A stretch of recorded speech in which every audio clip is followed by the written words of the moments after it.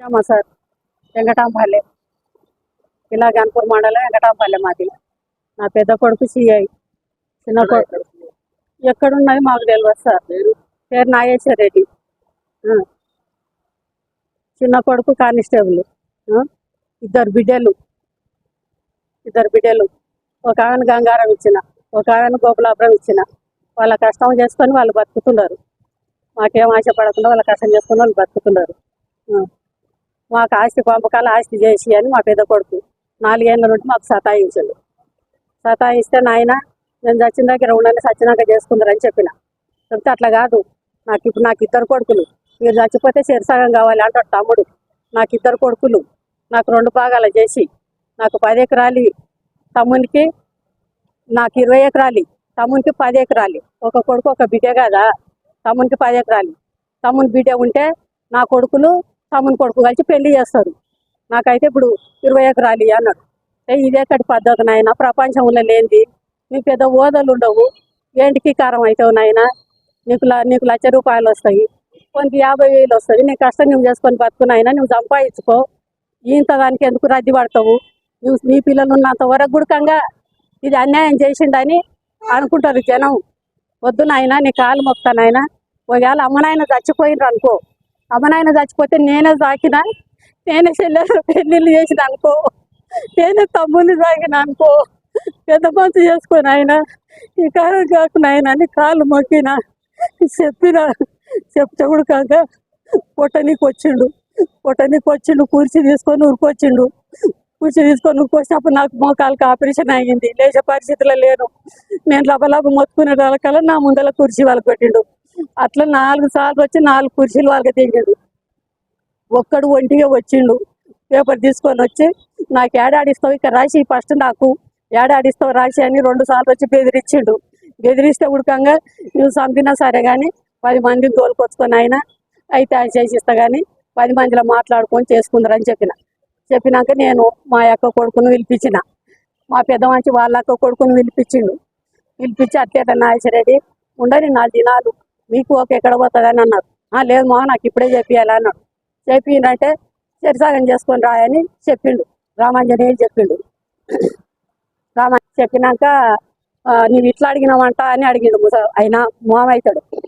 4 ఎకరాలు వస్తుంది మామ, పెళ్ళాళ్ళకు సరి ఎకర ఇస్తా అంటున్నాడు కదా నాయన, వాళ్ళు కష్టం చేసిండ్రు కదా, ఇయ్యకోకో మాకేం బాధ లేదు, మాకు సరి 14 ఎకరాలు వస్తుంది మామ, చేసుకుంటాం అన్నాడు. అంటే నేనేం చెప్పిన, నాయన చేసుకుంటారు ఎట్లా, నేను చేసిస్తాను. పెద్ద మనుషుల తోలుకొచ్చి పారకాత రాసుకొని పారకాత రాసుకున్నాక ఒక క్లాస్ అన్ని తోలుకొచ్చుకొని కొలతలు చేసుకొని మళ్ళీ దేశాలు రాసుకోండి. ఈ దేశకు నేనుంటా, ఆ దేశకు నేనుంటా, ఇక్కడ వాడు ఇక్కడ నేను దేశాలు రాసుకొని చేసుకోండి నాయన చెప్పిన. అట్లా కాదు, నాకు రాసి నాకు ఎక్కడో తిక్కు రాసి అని మళ్ళీ ఒంటి ఓసారి వచ్చిండు. పారకాత రాసి ఇచ్చినాకనే మళ్ళీ వచ్చిండు అన్నాడు. జనవరి ముందర వచ్చే పోతున్నాయన ఎలా వస్తా చూడు. పెద్ద కొడుకుకు 15 ఎకరాలు, చిన్న కొడుకు 11 ఎకరాలన్నారా ఇచ్చినాక మళ్ళీ ఇప్పుడు మళ్ళీ వస్తుంది నాకు ఇవ్వాలి. ఇచ్చిన దగ్గర ఎవరు చేసేది లేదు అని అందరు నాపిండు, కవులలో నాపిండు. ఆపితే వాళ్ళు పెద్ద మనుషులు ఆయన కాగితాలు బాగా పరిష్కాల కాగితాలు రాసినాడు. పెద్ద మనుషులు ఉన్నారు కదా సార్, ఆ పెద్ద మనుషులను పోయి చిన్నోడు అడిగిండు, సార్ అన్నా నేను చేయించుకుంటానా నా పొలం అని అన్నాడు.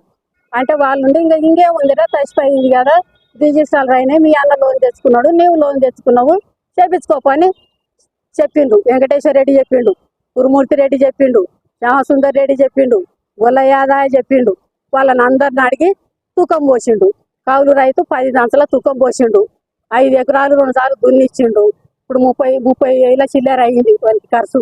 అయినాక పోపించినాక వచ్చి ఇప్పుడు అందరిని ఊళ్ళే మొత్తం ఎన్ని టాక్టాలు ఉంటే అన్ని టాక్టాలు రప్పు, ఎవరు పోయినా మీ మీద కేసు చేస్తా అని అందరినీ బెదిరించిండు.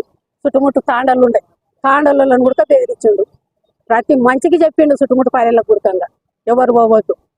మా తమ్ముడు వచ్చి నువ్వు చెప్పినట్లు ఒప్పుకుంటానే అని నన్ను అడిగితే నాతోటి వాడు పవన్ చేసి నాతోటి మాట్లాడిపిస్తే మిమ్మలను అప్పుడు నేను చెప్తా మీకు దున్ననికి, అంతవరకు పోయేది లేదని బెదిరించిండు. వాడు మొన్న 2 దినాలు 3 దినాలు 4 దినాల తర్వాత తిరిగి మందిని అడుక్కున్నాడు. మేము రామయ్య నీ వంట ఫోన్ చేసి మా ఆయన చెప్పినట్లు ఇంత అని మాట్లాడితే మామూలు అప్పుడు ఫోన్ చేయమన్నాడు. ఇంకా 5 ఎకరాలు కావాలి, ఇవ్వకపోతే తలకాయ రోట్లో పెట్టి దాంస్తా అని మాతోటి అన్నాడు. తలకాయ రోట్లో పెట్టి దాంస్తా, నరికి పొలి జాలుతా తమ్ముడిని అట్లా.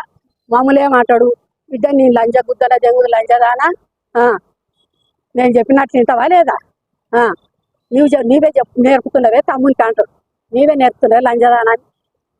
మాకు ఒకరి దగ్గర ఒకరు పోగుద్దు, మామూలు వచ్చి కొడుతుండడు. వాళ్ళు ఎవరంతలా కొళ్ళు ఉండేటట్లు పిలిపించి భయం పెట్టు సార్ అని చెప్పినాం. ఇప్పుడు పోయి అడిగినాం కూడా, పోయి అడిగినాం.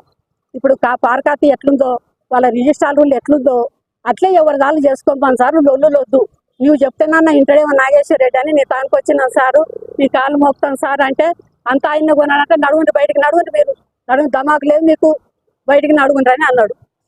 మేము కాళ్ళు మోపుతామంటే ఒక మా మాటలు బయటకు దొరికించండి, పోయిన అని తలిగితే బెదురుకొని బయటకు వచ్చినాం. మేము నాగేశ్వర రెడ్డి తోటి ఫోన్లో మాట్లాడేది మేము విన్నాం. నేను సంపాదించిన సార్ అంటారు. అంటే నీవు ఆయన సంపాదించిన ఆయన అంటున్నాడు కదా సార్. ఆయనకు జాబ్ రాకముందు మాతోటి ఎన్ని బాండ్ కాయిదాలు ఒకసారి చూడుండు సార్, మా బాండ్ కాయిదాలన్నా చూడుండు సార్ అన్న. సార్ మీ సోయి మా చెప్తున్నాడు అని ఏదో ఆయన ఇంగ్లీష్లో మాట్లాడాడు తిట్టినట్లు. ఎవరి దగ్గర లేవు సారు, మేము ఇప్పుడు ఒంటిగానే ఉండవు, 2 ఏళ్ళు అవుతుంది ఒంటిగానే ఉండవు. అంతకు తొలిగా మా చిన్న బిడ్డ ఆర్మీ జాబ్ ఆయనకి ఇస్తే వాళ్ళ అత్తమ్మ తోటి ఉండనీకే వాళ్ళ ఇల్లు కడాకుంది.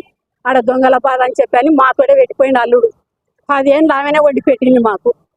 ఆమె కష్టమే తిన్నాం, 10 ఏళ్ళు ఆమె కష్టమే తిన్నాం. అప్పుడు నీళ్ళు